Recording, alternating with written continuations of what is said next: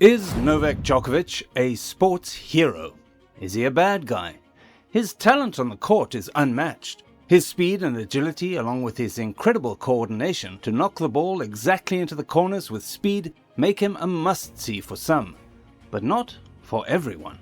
He's been called many names, including Serbian Sensation, world number one in the big three, as well as some negative ones like the bad boy of tennis, Djokovic, and Diva Djokovic, but he is the greatest tennis player of all time, with 24 Grand Slam titles and 320 weeks in the number one spot of the ATP. But he is not the most popular. That title would probably go to Federer or Rafael Nadal. That being said, he does have some of the most loyal and devoted supporters there are, so we need to go back and figure out why this is happening. Welcome to Tennis Tales. Today we shift our focus to Novak Djokovic, a tennis player who has been the subject of much debate and discussion when it comes to his classification as a hero or a villain. The first things that got him into trouble from a very early age on the court were breaking or throwing too many rackets when he was upset, angry or annoyed, which made fans boo and react in a bad way. Was this a sign of what was to come?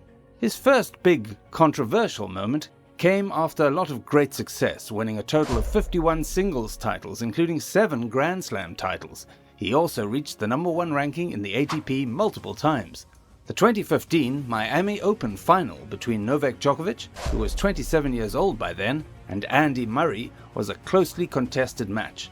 After Djokovic won the first set in a tiebreak, Murray was able to bounce back and secure his second set with a score of 6-4. Djokovic was clearly upset with his bad luck during the second set, and he was looking to let off some steam. He was reportedly yelling at his coach at the time, but a young ball boy got caught in the middle while trying to give the angry Serb a face towel. Getting angry, Djokovic screamed at the kid, which scared him away. Even though Djokovic might not have been yelling directly at the kid, it looks like he was, because he couldn't control his temper, which made his fans very mad. The incident could have potentially impacted the public perception of him to the average tennis watcher. This behavior was seen as negative and unsportsmanlike, as it is generally expected for players to treat ball boys and girls with respect and courtesy. Instances like this can sometimes lead to criticism and scrutiny from fans and the media, as it goes against the values of fair play and sportsmanship that are associated with tennis. Why did it happen? Was it just the heat of the moment in the game? We know that growing up in war-torn Serbia, Djokovic faced adversity and challenges that may have influenced his competitive drive and intensity. These experiences might contribute to his passion and determination on the court, but could also, occasionally, manifest as frustration or anger. Djokovic didn't try to avoid taking responsibility for his actions. He later apologized, but the damage was already done, and people still talk about it today. Djokovic's on-court behavior and the occasional court troubles he has faced are complex issues that can be influenced by various factors. Interestingly, at this time, Djokovic had gained a large number of loyal, die-hard supporters who liked his, quote, authentic behavior, who saw his anger as him being his true self, unafraid to express emotion.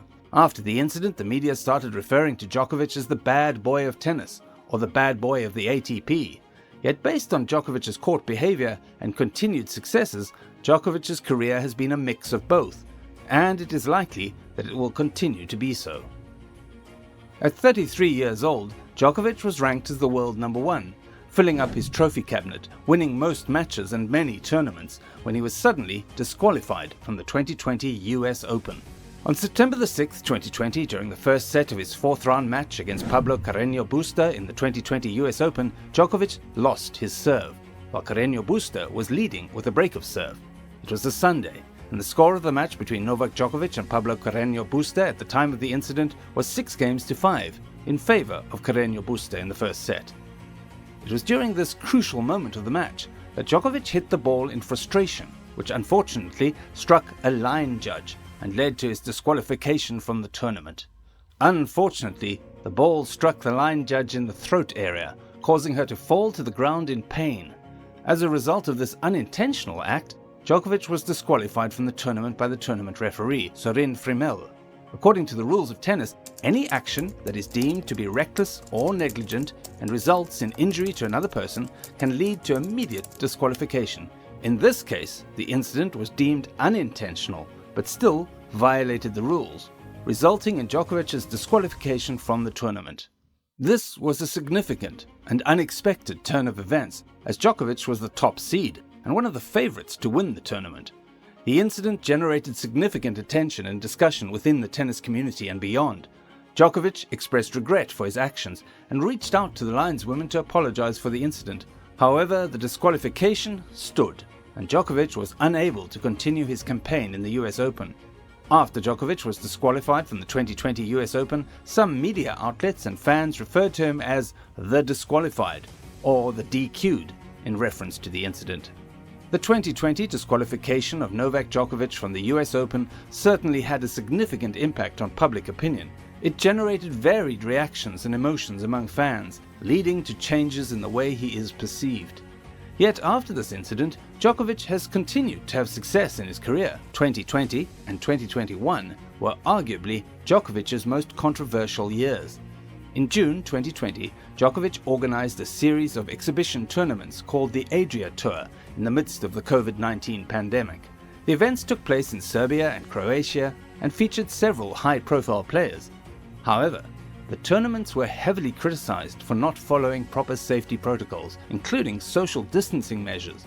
As a result, multiple players, including Djokovic himself, tested positive for COVID-19. In August 2020, Djokovic, along with Canadian player Vasek Pospisil, announced the formation of the Professional Tennis Players Association, PTPA.